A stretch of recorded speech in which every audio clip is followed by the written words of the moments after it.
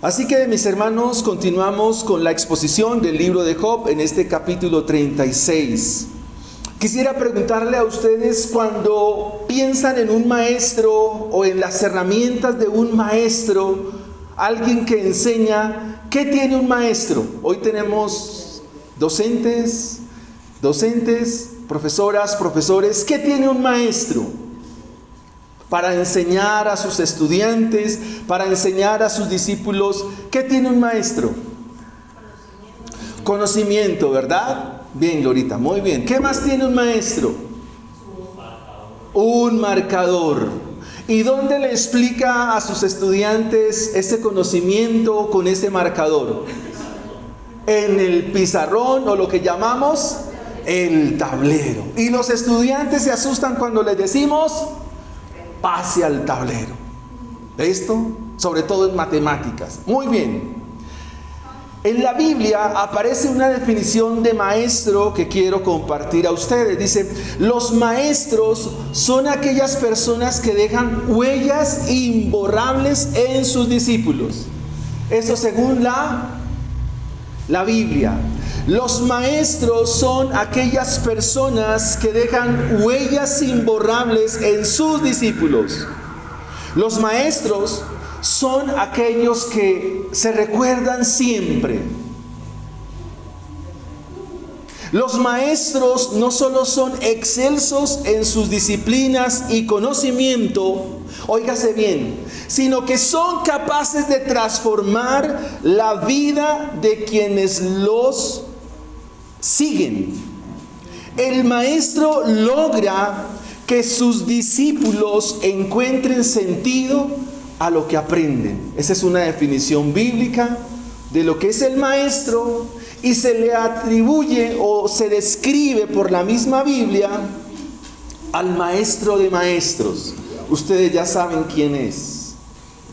El hecho de ser cristianos nos hace ir al mejor de todos los maestros, y en razón de ese hecho encontramos sentido a lo que aprendemos en la Biblia. Esto que aprendemos tenemos que llevarlo a la práctica. Y para que la huella quede, debe haber una coherencia entre lo que hemos aprendido y lo que hacemos continuamente. El ejemplo es la clave. En el versículo 1 dice: añadió Eliú y dijo. Eliú es un maestro. Es un maestro con sabiduría, distinto a Elifaz, distinto a Zofar y distinto a Bildad. Entonces dice el versículo 1: añadió Eliú y dijo: espérame un poco y te enseñaré. Fíjese cómo se presenta Eliú: como alguien que enseña, porque todavía tengo razones, tengo argumentos para defender ¿a quién? A Dios. Para defender a Dios. O sea, Eliú es un maestro que ¿a quién quiere defender? A Dios. Esa es la teología de Eliú. La intención de Eliú es mostrarle a Job que aún tiene motivos, argumentos, razones para hablar en defensa de Dios. Esas razones las va a esgrimir o las va a plantear en este capítulo 36 como maestro. El versículo 3 dice: tomaré de mí. ¿De dónde toma Eliú? ¿Qué dice el texto? Va a tomar de mí saber, o sea, lo que yo sé. ¿Y tiene que ver con un maestro, sí o no? Glorita nos dijo acertadamente que un maestro, ¿qué es lo que hace? Enseñar un conocimiento. Ahora, ¿cuál conocimiento? Si ustedes miran el versículo 22,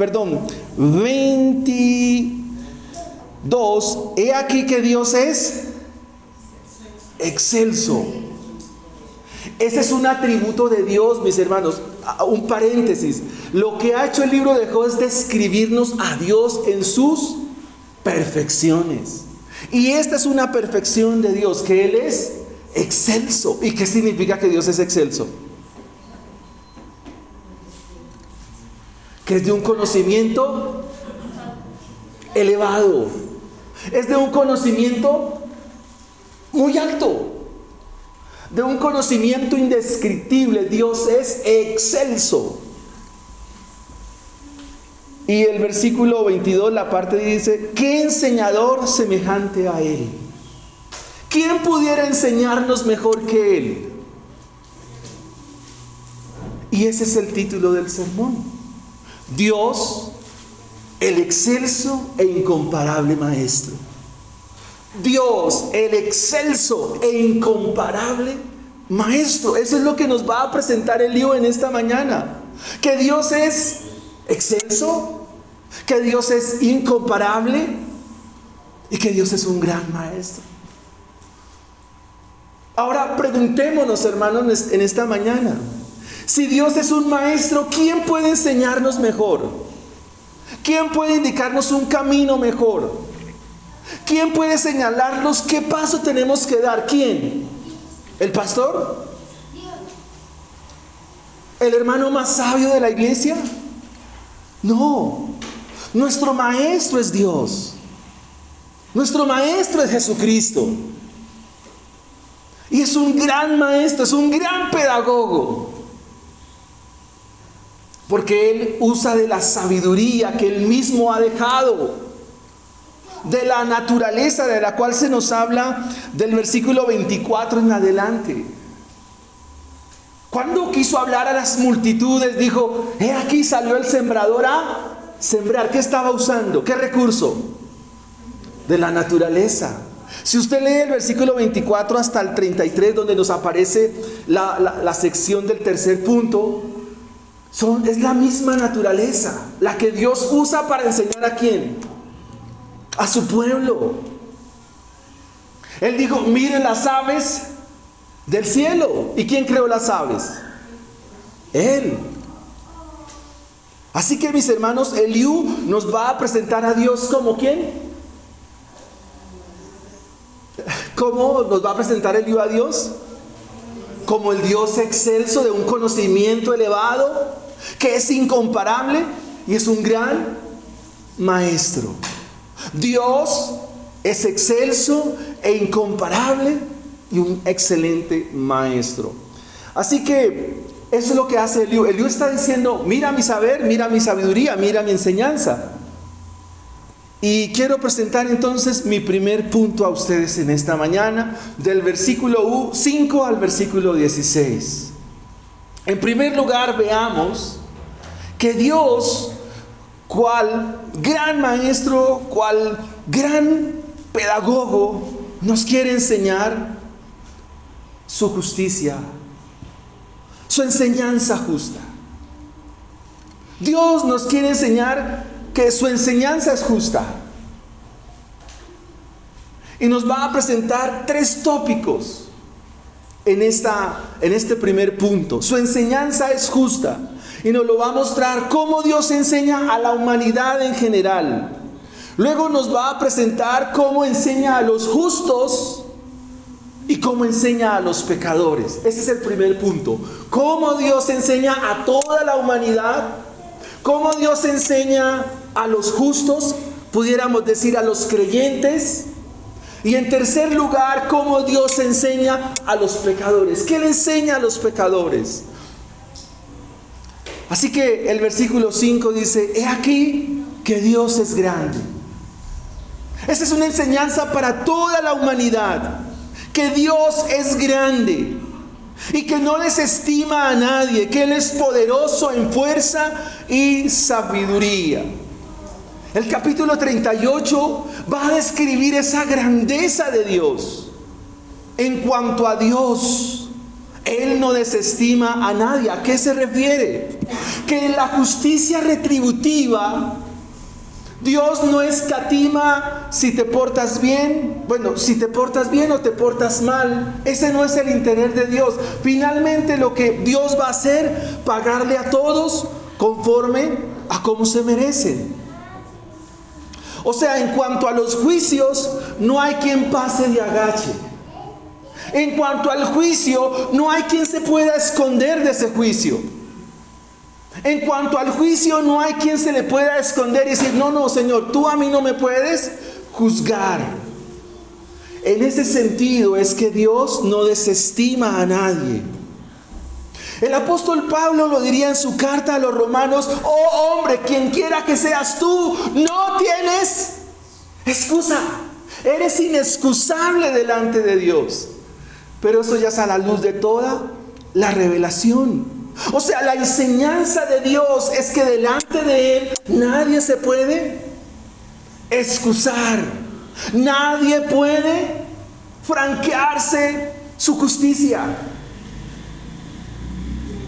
El versículo 6 dice: no otorgará vida al impío, pero a los afligidos dará su derecho. Recuerde que Dios está enseñando ¿a quién? A la humanidad. Que en su enseñanza justa Dios no otorga vida al impío. Y la pregunta obligada acá es: ¿de qué vida estamos hablando? Porque si miramos los transeúntes que están pasando por el frente nuestro, son personas que están vivas, vivitas y... La pregunta es: ¿qué clase de vida es la que se refiere el texto? Cuando se hace la traducción de la Biblia del hebreo al griego, esta palabra vida se traduce con la palabra griega zoe, que significa la vida que viene de Dios, la vida que es de Dios. Hay 3 palabras para hablar de vida en la Biblia, sobre todo en el Nuevo Testamento: zoe, bios y psique. Pero aquí la palabra vida tiene que ver con la vida que viene de Dios. Y yo quiero que por fin usted mire la gracia de Dios en el libro. Porque nosotros, siendo impíos y pecadores, Dios sí nos dio vida cuando estábamos muertos en nuestros delitos y muertos en nuestros pecados. Dios nos dio vida, y vida en abundancia. Ahora, ¿cómo lo hizo? Porque obró la regeneración, mudó la naturaleza pecaminosa a la naturaleza que es conforme a su reino. A los afligidos da su derecho. ¿Y qué significa que a los afligidos da su derecho? Que Él se compadece de aquel que es menesteroso, que está agraviado. Pero que también Dios derriba a los hombres malvados. Pero al pobre, al afligido, al manso, al humilde, Dios vindica. Hace un cargo especial sobre él para favorecerle en el momento de la angustia. Por eso David dice en el Salmo 51, los sacrificios de Jehová, ¿cuáles son? El espíritu quebrantado, el corazón humillado, el corazón contrito, no despreciarás tú, oh Dios. Así que la actitud de ustedes, mis hermanos, cual enfermos que venimos a esta clínica, ¿cuál es? Venir con el corazón ¿cómo? Contrito y un corazón humillado. Y esa es una enseñanza ¿para quién? Para la humanidad en general. Pero la humanidad en general es llena de arrogancia, llena de soberbia, llena de mucha altivez. Y eso no les permite reconocer las obras del Creador, la enseñanza justa del Creador. Ahora miremos dentro de esa enseñanza justa cómo Dios trata a los justos, cómo trata a sus hijos, a los creyentes. Versículo 7, ¿qué dice, hermanos? No apartará de los justos sus ojos. En paráfrasis significa: Dios no te quita la mirada, Dios no te deja de mirar. Dios te está mirando siempre porque eres ¿qué? Justo, eres un creyente. Antes bien, con los reyes les pondrá el trono para siempre y serán exaltados. Hermanos, Dios es rico en gracia, Dios es rico en misericordia y en bondad. En la Biblia se nos registran 3 personajes de mucha admiración y por supuesto de mucho respeto por su manera como viven la justicia de Dios, o viven en la justicia de Dios. Los encuentran en el libro de Daniel. Sus nombres son Misael, Azarías y Ananías. Estos 3 jóvenes fueron llevados a Babilonia y los ojos de Dios estaban sobre ellos. ¿Y en dónde fueron puestos? Fueron puestos en lugar de eminencia. ¿Por qué? Porque se cumple lo que la palabra del Señor dice. Antes bien, con los reyes los pondrá en tronos para siempre. Si yo les pregunto a ustedes cuál es el personaje principal del libro de Esther, ¿quién es? No me vaya a decir que Esther, porque no es Esther. Es Mardoqueo. Mardoqueo es un hombre que hace algo por el rey que antecede a quién. ¿Cómo se llamaba el rey de Esther? El rey Asuero. El rey no tenía sueño y le dijo a su criado, dijo, tráigame el libro, y se comienza a leer y encuentra que un hombre, un hijo de Dios llamado Mardoqueo, libró al rey que le había antecedido. Dice, ¿este hombre dónde está? ¿Cómo le han pagado a este hombre? Y por las obras de Dios a través de Mardoqueo, entonces es lo que conocemos como el libro de Esther. Versículo 8. Cómo Dios enseña a los justos que si tuvieren prendidos en grillos y aprisionados en las cuerdas de aflicción, ¿qué hará Dios? ¿Qué hace Dios con nosotros cuando estamos viviendo momentos amargos, momentos difíciles? Estas metáforas que están aquí, los grillos y las cuerdas como atrapados, es sinónimo de sufrimiento. ¿Qué hace Dios cuando estamos en momentos críticos, difíciles, adversos, que no podemos? ¿Qué hace Dios? ¿Se desentiende de nosotros? ¿O Dios le dice, eso le pasa? ¿Sí es que usted no se porta bien? No, hermanos.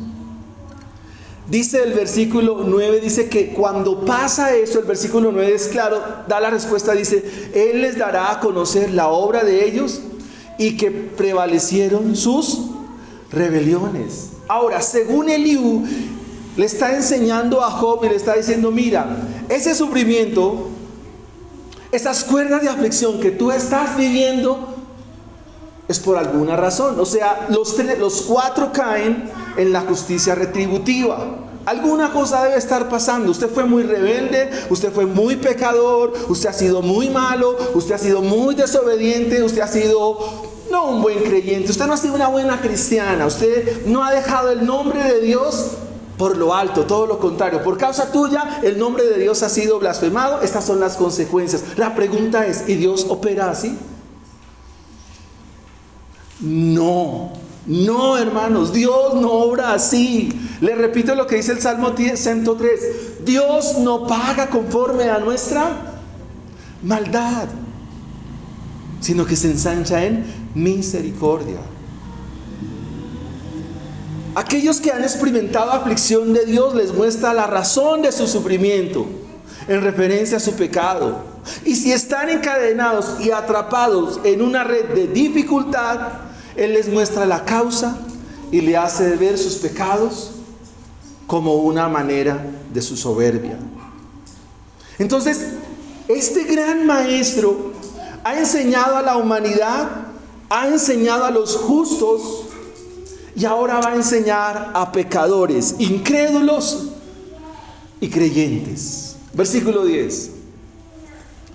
Despierta además el oído de ellos para la corrección y les dice que se conviertan de la iniquidad. Si oyeren y les sirvieren, acabarán sus días en bienestar y sus años en dicha. Justicia retributiva. Justicia que es conforme a lo que se hace. Si actúas bien, te irá bien. Sin embargo, el versículo 10, en esta enseñanza de nuestro gran Dios, de nuestro incomparable Dios, de nuestro excelso Maestro, lo que Dios hace para tratar nuestra vida es despertarnos, es abrirnos el oído. ¿Para qué? Para la corrección. Cuando nos sentamos frente al médico, el médico prescribe y dice, mira, voy a tomar el ejemplo de Gonzalitos. Señor Pedro González, usted tiene que tomar esto, el medicamento debe tomárselo a tales horas, 3 pastillas al día, etcétera, etcétera. Lo que hace Dios es abrirnos el oído para prescribirnos y decirnos a través de su palabra qué es lo que tenemos que tomar continuamente.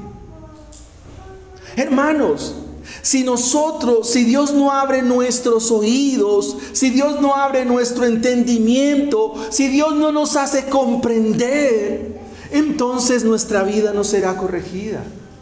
Y en eso tiene mucha razón Eliú. O sea que la enseñanza de Eliú es muy cierta en este sentido. Porque lo que hace Dios con nosotros, los que a veces tenemos crisis de fe, cuando no actuamos en bien, es abrir los oídos para que yo sea corregido y para que seamos convertidos de nuestra iniquidad. El mensaje del profeta Isaías en el capítulo 55 es muy claro. ¿Y qué dice? Deje el impío su camino y el hombre inicuo sus pensamientos, y vuélvase a Jehová, el cual tendrá de él misericordia. Es el mismo mensaje. Versículo 11: si oyeren y les sirvieren, acabarán sus días en bienestar y sus años en dicha. ¿Cómo terminará el camino de los justos? Salmo 1, versículo 6. Porque Jehová conoce el camino de los justos, mas la senda de los malos perecerán. El camino de los justos terminará bien. El camino de los justos terminará lleno de días, dice el texto. Sus años acabarán bien. Pero no es bien según este mundo, hermanos. Es bien según Dios. ¿Se va a cumplir en Job esta palabra? Sí. En el capítulo 42, el libro de Job dice, y Job terminó lleno de años. ¿Cuántos años más vivió Job? 140 años. Versículo 12. Pero Dios nos enseña a los pecadores, a los malvados, a los que hacemos y queremos vivir en iniquidad, a los que persistimos en seguir en el pecado y a los que queremos seguir en la maldad. El versículo 12 nos dice esto: pero si no oyen, ¿qué va a pasar? Serán pasados por espada y perecerán sin sabiduría. Mas los hipócritas de corazón atesoran para sí la ira y no clamarán cuando Él los atare. Eliú se está refiriendo al día final. Todos los libros de la Biblia le hablan a uno del día final. Y su mensaje es de advertencia, su mensaje es de conciencia, su mensaje es: teme a Jehová, teme al Señor.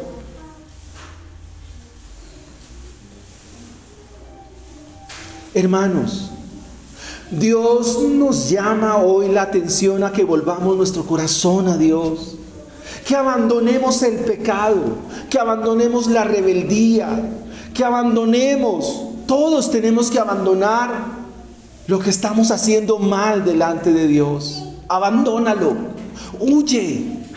¿Cuál José? Huye.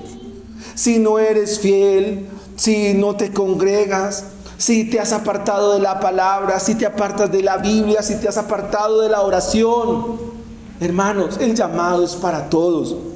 Vuelve a Jehová, Él tiene misericordia. Vuélvete a Jehová, vuélvete al Señor, vuelve a mirar la cruz de Cristo, vuélvete al Calvario, y te aseguro que Dios tiene de ti misericordia, porque esa es una verdad del Evangelio. Versículo 16: asimismo te apartará de la boca de la angustia Si nosotros hiciéramos un cuestionario de los que hemos venido en esta mañana y nos preguntásemos, ¿cuáles son tus angustias? Hermano, tendríamos que comprar un buen cuaderno para anotar todos los motivos de oración que a cada uno de nosotros nos angustian. ¿Qué nos angustian? La salud, la economía, el dinero, la manutención de nuestras casas, nuestros hijos. Bueno, si hacemos una lista, es interminable. Pero hay una gran verdad, que Dios, por su gracia, por su misericordia, te apartará de la boca de la angustia. Es decir, tu boca no pronunciará situaciones de angustia. A todos nos pasa, a mí me pasa.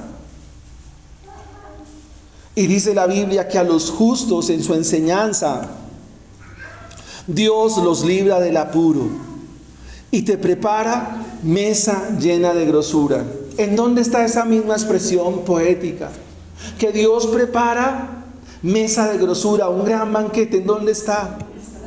En el Salmo 23, Él dice: adereza mesa delante de mis angustiadores. Mi copa está rebosando. En forma personificada, lo que Eliú le dice es: Job, no te alejes de Dios, porque si te acercas, Él te librará de la angustia. Así que, mis amados hermanos, este incomparable Dios, excelso, maestro, nos ha enseñado el trato con la humanidad en general. Nos ha enseñado qué hace con los justos, pero también qué es lo que demanda, qué es lo que enseña en cuanto a los pecadores, a los malvados, a los inicuos. Eso nos lleva a nuestro segundo punto. ¿Qué nos enseña Dios como maestro excelso, como Dios incomparable? ¿Qué nos enseña? Que no hay mejor maestro que Él. Si miramos la profecía de Isaías, la promesa que se le hace a Isaías del venimiento del Mesías, y si gustan pueden leerlo conmigo. Isaías capítulo 7.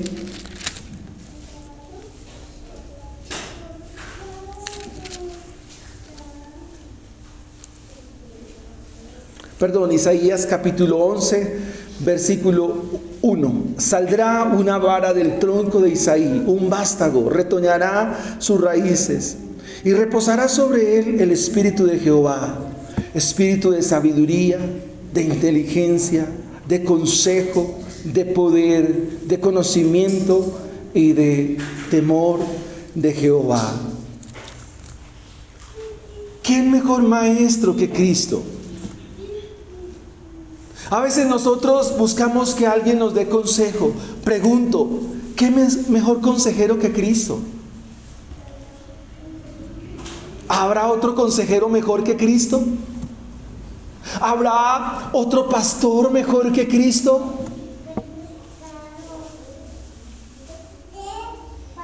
¿Habrá alguien que nos guíe mejor que Cristo?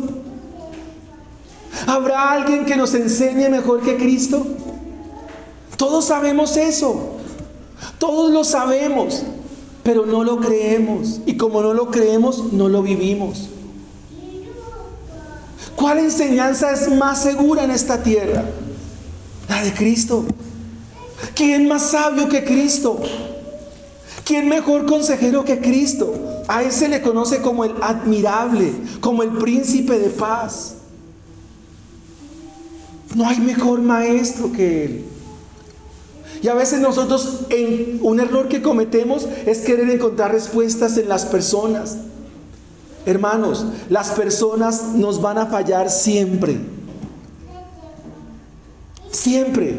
¿Por qué? Porque todos estamos hechos de la misma naturaleza. Todos venimos del mismo molde. El mismo ADN corre por nuestras venas. La misma naturaleza reposa en todos, en nuestra congregación y en este mundo. No hay mejor maestro que Cristo. No hay mejor maestro que Él. El versículo 17 dice: Job, tú has llenado el juicio del impío en vez de sustentar el juicio y la justicia. Tú te has ganado el juicio del impío y la justicia y el juicio te tienen atrapado. Esa es la enseñanza de Eliú para Job. Pero la enseñanza de Cristo, ¿cuál maestro? ¿Cuál es? Con amor eterno te he amado. Te he amado siempre. ¿Por qué no vienes a mí? ¿Por qué no te refugias en mí? El Salmo 91, ¿de quién habla? ¿De quién habla expresamente? ¿Han leído el Salmo 91, hermanos? El Salmo 91 es un salmo cristológico. Y allí Cristo se presenta como el verdadero refugio. ¿Ustedes saben quién sabía esta verdad? ¿Dónde se cita el Salmo 91 en el Nuevo Testamento? Hermanos, Satanás le cita la parte final del Salmo 91 al Señor porque quería saber si Él era el que había de aplastarle la cabeza. Pero ¿cómo comienza el Salmo 91? El que habita al abrigo. ¿Y quién es el Altísimo? Cristo. Cristo es el Altísimo. Cristo es el Altísimo. Así que el que habita al abrigo ¿de quién? De Cristo. El que habita al abrigo de Cristo. ¿Qué pasará con ese que está al abrigo de Cristo? ¿Y quién es el omnipotente?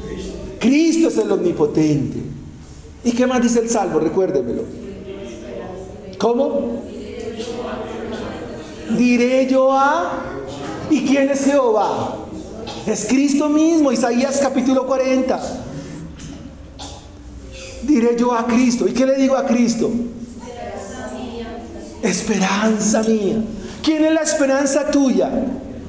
¿El pastor? ¿Los líderes? ¿Los ancianos? ¿El ministerio? ¿Tu familia? ¿Tu trabajo? ¿Tus fuerzas? ¿Tu habilidad? ¿Tu intelecto? ¿Quién es la esperanza tuya y mía? Cristo. Cristo es la esperanza de los niños. Cristo es la esperanza de la iglesia. No hay más esperanza, mis hermanos. No hay nada que nos dé más esperanza que Cristo. Porque su esperanza es esperanza viva. Versículo 18. Por lo cual teme. Y cuando Eliú le dice a Job teme, le está diciendo: Job, vive para Cristo. Vive para el Redentor que vive. No sea que en su ira te aplaste. Porque esa es una verdad que no la podemos borrar de las Escrituras. Que Dios un día volverá. Cristo volverá, mis hermanos. Así termina el libro de Apocalipsis. ¿Cómo termina? ¿Cómo termina el libro de Apocalipsis, Gabriel? Fácil, Gabriel. He aquí, vengo pronto. He aquí, vengo pronto, vengo en breve. Cristo volverá, mis hermanos. Cristo volverá. Esa es nuestra mayor esperanza. Cristo volverá, mis hermanos. Eso me emociona. ¿A usted no le emociona que vuelva Cristo? Amén. Claro que sí. Es emocionante. Esta semana repasaba la carta a los filipenses y el apóstol le dice 2 veces, le dice a los creyentes, le dice: nosotros aguardamos el día de Cristo. Pero para los que no creen, para los incrédulos y pecadores, ¿qué va a pasar? ¿Será el día de qué? ¿Qué dice el texto? Versículo 18. El día del golpe. Y dice: el cual no podrás apartar de ti con rescate. Está hablando de dinero. O sea, en ese día no se podrá transar a Dios. No le podrás decir: mira, Señor, lo que pasa es que yo tengo mucho dinero, mucho ganado, muchas ovejas. ¿Cuánto vale mi salvación? No, hermanos, no se puede. Porque no hay formas de cómo escabullirse, franquear, saltar este día. Versículo 19. Este maestro, el mejor de todos los maestros, nos dice: tus riquezas no valen nada. Versículo 19. ¿Qué tal esa enseñanza, profes? Amanda, que es maestra, que un profesor le diga: ¿sabes qué? Eso que tienes, eso que cuentas, no vale nada. ¿Cómo ven a este maestro? Diferente, distinto, porque eres incomparable, porque no hay nadie como Él. ¿Hará Él estima de tus riquezas? O sea, Dios se fija en todo tu poder adquisitivo, tus bienes materiales, pertinencias. ¿Eso valdrá? ¿Qué dice la Biblia? ¿O todas las fuerzas de tu poder, tus graneros, tus lagares, tus carros, tu industria, tu fábrica? ¿Qué maestro es este? Los fariseos se asombraron de él porque se consternaban ante su enseñanza y decían: pero ¿quién es este rabino? ¿Quién es? Es el maestro de maestros. Es el maestro que nos dice: ¿sabes qué? No hagan sus tesoros ¿en dónde? En la tierra, porque no son de gran estima, porque no son de gran valor, y porque se quedarán en esta tierra. Más bien hagan tesoros ¿en dónde? En el cielo, donde ni el orín ni la polilla corrompen. ¡Qué gran enseñanza! Porque es la enseñanza del reino de los cielos, mis hermanos. Es la enseñanza del reino de Dios. Que nuestro tesoro no está en esta tierra. Que nuestro tesoro está ¿en dónde? En los cielos. ¡Qué gran enseñanza! ¿Qué es lo que hace un maestro? Que sus estudiantes, que sus hijos, que su pueblo comprendan el mensaje. ¿Y tú comprendes el mensaje? Que tu tesoro no está aquí, que tu tesoro está en el cielo. Versículo 20. No anheles la noche en que los pueblos desaparecen de su lugar. Guárdate, no vuelvas a la iniquidad, pues esta escogiste más bien que la aflicción. La enseñanza de este maestro, según lo que presenta Eliú, es indicarnos a nosotros que queremos esperar la noche cuando vivimos la aflicción. Y esta semana tuve que aprender grandes lecciones de este versículo. ¿Por qué, mis hermanos? Porque cuando estamos atravesando momentos difíciles, momentos adversos, ¿sabes en quién pensamos nosotros? Cuando estamos pasando momentos crudos, grises, difíciles, que nos asfixian, que nos agotan, que nos consumen, ¿sabe en quién pensamos? En nosotros. Y nuestra oración es: Señor, mírame a mí, mírame a mí, mírame a mí. Hermanos, Dios me enseñó en lo personal que no debo pensar tanto en mí, que debo pensar ¿en quién? En los demás. Esa es la enseñanza del reino de los cielos. Porque si todo está en función de mí, ¿qué tipo de evangelio sería ese? Antropocéntrico, yo soy el centro. La tesis de Protágoras: el hombre es la medida de todas las cosas. Y la pregunta es: ¿y quién es la medida de la iglesia? ¿Nosotros, la iglesia? ¿Los ministerios? No, mis hermanos. La medida de la iglesia es Cristo Jesús. Y Cristo nos dice: bueno, ¿tú quieres pensar en mí? Piensa en los demás. No pienses tanto en ti. Así que guárdate y no vuelvas a la iniquidad, pues esta escogiste más bien que la aflicción. No esperes más la noche. No esperes más lo que venidero en cuanto al sufrimiento. Y aquí encontré una gran verdad del capítulo 17 de Apocalipsis. ¿Sabe qué va a pasar en aquel día? Que el Señor Jesucristo mismo, quitará de nuestros ojos toda lágrima y lo volverá en gozo, porque en eso consiste el mensaje del Evangelio, en que Dios, por su gracia, por su misericordia, por su bondad, cambia nuestro lamento ¿en qué? En gozo. A veces lo cantamos muchos años atrás, no sé si Marquito recuerda esa alabanza: has cambiado mi lamento en gozo, me ceñiste de alegría. ¿No ese es el mensaje del Evangelio? ¿No es eso la esperanza que nos da este Maestro tan sublime, tan glorioso, tan precioso, tan maravilloso como lo es nuestro Señor Jesucristo? Que Él diga: mira, yo voy a cambiar tu lamento en gozo, te voy a ceñir de manto de alegría. Metáforas propias de la historia de Israel. Cuando había una fiesta en Israel y había gozo, había alegría, ¿cómo se vestían? ¿Saben qué es el manto de la alegría? Lo que nosotros llamamos aquí popularmente, se puso la de ir al pueblo. ¿Por qué? ¿Me entienden lo que estoy diciendo? O sea, se ponían una ropa porque había fiesta ¿de qué? De alegría. Eso significa el manto de alegría. Vestirse para una fiesta donde hay ¿qué? Alegría. ¿Me comprenden? ¿Sí? ¿Está claro? O sea, vestirse porque hay una fiesta. Me puse la de ir a la fiesta. Eso significa manto de alegría. Así que, mis hermanos, este día es un día ¿de qué?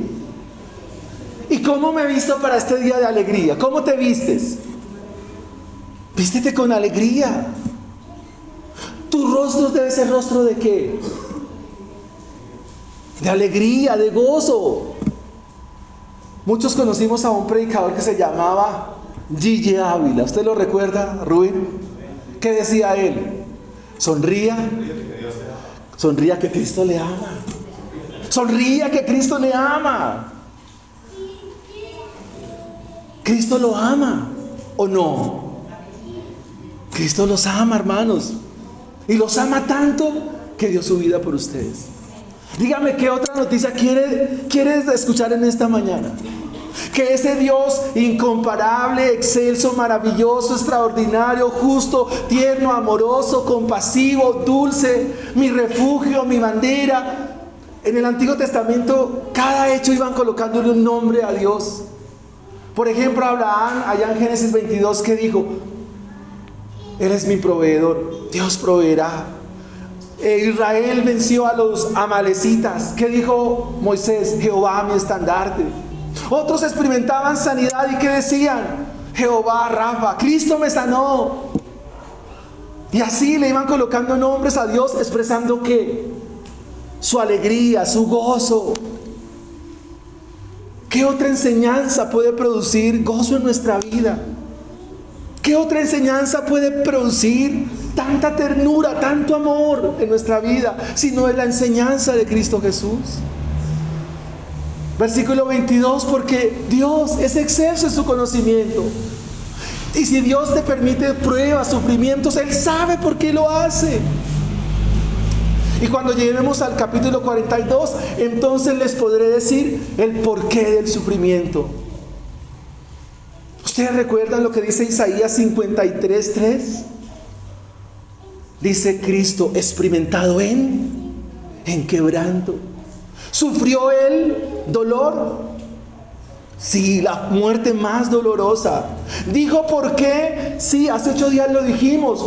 Dios mío, ¿por qué me has abandonado? El sufrimiento también alcanzó a Jesucristo, el Hijo de Dios. Y ahí encontramos muchas respuestas a estos momentos. Pero he aquí que Dios es excelso en su poder. Su conocimiento es muy elevado. Job, ¿qué va a decir? Si los que ya han leído el libro, ¿qué va a decir Job? Torpe era yo. Pues no entendía. Pues no, yo soy muy ¿qué? Somos muy ¿qué? Cuando ya comprendemos lo que Dios tiene planeado, lo que Dios tiene trazado, ¿qué decimos? No entendí. pero Dios es excelso en su poder. ¿Qué enseñador semejante a Él? Una pregunta retórica, porque si somos creyentes verdaderos, sabemos que no hay nadie mejor que nuestro Señor Jesucristo. Búscalo a Él, refúgiate en Él. Y eso nos lleva al tercer punto, a la tercera de las enseñanzas que nos da este Maestro justo, excelso, incomparable. Que la creación es su pizarra. Hemos dicho que su enseñanza es justa, hemos dicho que no hay mejor maestro que Él. Ahora del versículo 24 al versículo 33, la creación habla de su enseñanza. La creación es su pizarra donde Dios con su marcador, permítanme en esa comparación, escribe lo que sus manos trazan. Mire las montañas, mire las nubes, mire el atardecer. Observe el colorido de las aves. Mírate a ti mismo, tú estás hecho a imagen y semejanza de Dios. Es más, en los justos que hermosea. ¿Qué dice la Biblia? En los justos que hermosea el rostro. Cada rostro es descripción de la mano poderosa de Dios. Así que Dios le dice a Job: acuérdate de engrandecer su obra, la cual contemplan los hombres. Los hombres todos la ven. La mira el hombre de lejos. He aquí Dios es grande y nosotros no le conocemos.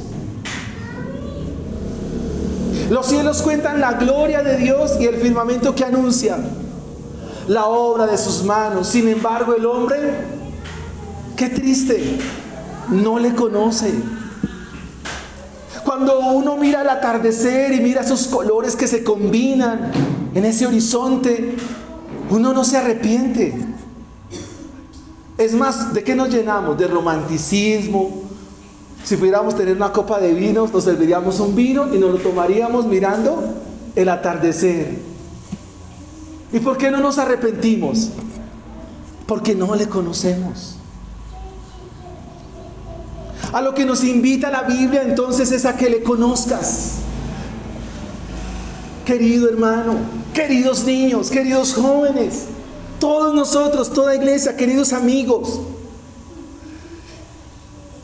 lo que Dios nos deja en esta pizarra cual maestro es: conóceme, conóceme. Esa es una ordenanza de Dios para su pueblo. No se alabe el fuerte en su fortaleza, ni el sabio en su sabiduría. Si en algo usted quiere gloriarse y quiere sacar pecho, ¿en qué debe sacar pecho, gloriarse? En conocerme y entenderme que yo soy Dios. Conócelo. ¿Y por dónde lo vas a conocer? Estamos trabajando la confesión de fe en la misión y ya vamos en el primer artículo. Y el primer artículo dice que Dios habla por dos maneras: por la creación y por su revelación especial. ¿A usted le ha sido concedido? Le ha sido concedido que pueda ir a la revelación especial. Su palabra, su mensaje, su propósito está aquí en su palabra. Conoce a Dios por su palabra. Conoce a Dios por la Biblia. Vuelve a la Biblia.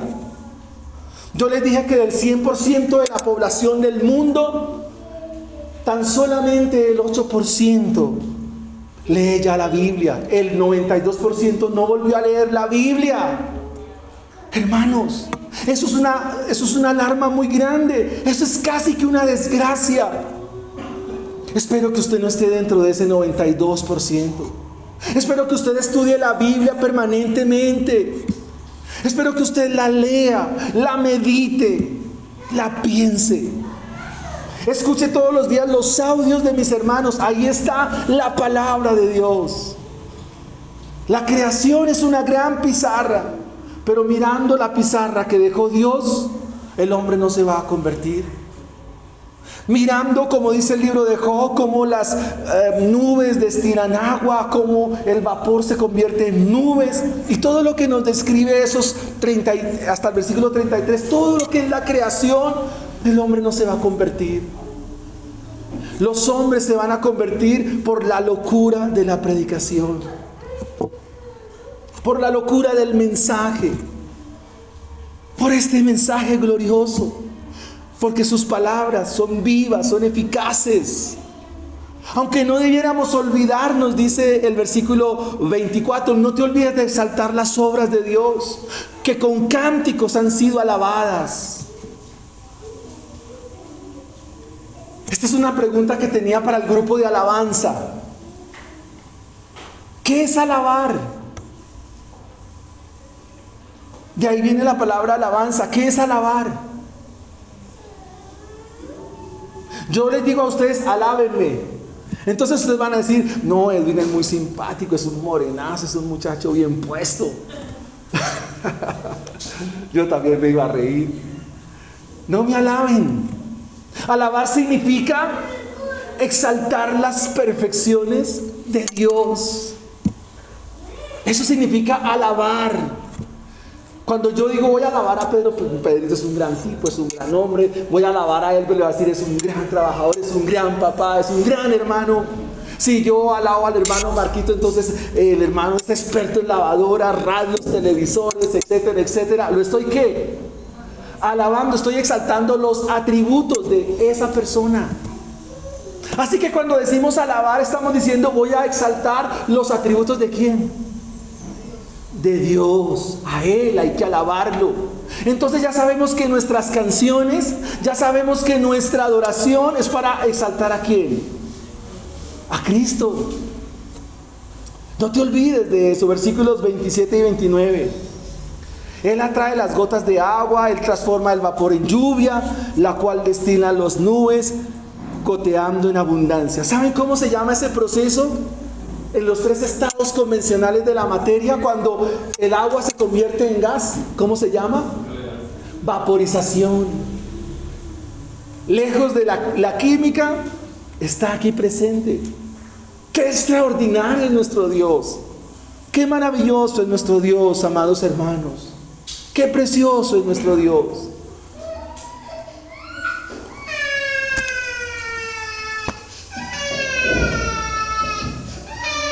Bien, mis hermanos, y yo te pregunto a ti, ¿qué hizo este maestro incomparable? Este maestro excelso, este maestro, ¿qué hizo? ¿A dónde fue? ¿Dónde nos mostró su mejor mensaje? Bueno, eso es un decir. Su más grande mensaje de amor, ¿dónde lo mostró? En la cruz del Calvario. Muy bien. El mensaje de amor de ese maestro, ¿en dónde lo mostró? En la cruz. Su mensaje, su pizarra, su marcador fue en la cruz del Calvario. ¿Y qué le gritó a la humanidad con su mensaje? ¿Qué les dijo? Los amo. Los amo. En Getsemaní, esta semana miraba el mapa de Jerusalén y por donde lo pasaron, hermano. Eso es un largo trayecto, hermanos. Él estaba en el huerto de los olivos o en el monte del Olivar, cerca del arroyo del Cedrón. Estaba ahí orando. Y cuando llegan a capturarlo, y él les pregunta: ¿a quién buscan? A Jesús de Nazaret. Y él les dice: yo soy. Y lo capturan y lo llevan hasta el otro lado de la ciudad, hasta la casa de Anás. Eso quedaba lejos, de lado a lado. ¿Cómo lo pasaron? Como un criminal, como un ladrón lo pasearon. ¿Qué estaba diciendo él con su mensaje? ¿Cuál fue su mensaje? Los amo. Pero también él dio otros mensajes. Y él también dijo estas palabras: si alguno quiere ser mi discípulo, ¿qué tiene que hacer? Tome su propia cruz y sígame. Porque en esta tierra, según el mensaje de Eliú y el mensaje de Job, es que los justos sufrimos.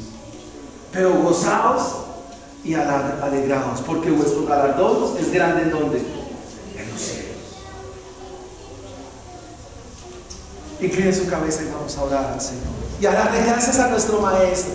A decirle gracias porque tú eres mi refugio, eres mi esperanza, has sido mi consuelo, eres mi ayudador, mi sustentador, mi proveedor. Todos vamos a orar en esta mañana. Padre, te damos gracias por tu Hijo, porque tu Hijo es el incomparable Dios, es el excelso Dios, el gran Maestro. Es Dios bueno, Dios amoroso, Dios compasivo, Dios hermoso. Gracias por ser tus hijos. Gracias por amarnos. Gracias por bendecirnos, por acompañarnos, por guiarnos, por sustentarnos, Señor. Gracias. Bendiga, mi Señor, a tus hijos. Tú eres el Maestro divino. Tú eres el Maestro excelso por excelencia. Muchas gracias te damos, Señor.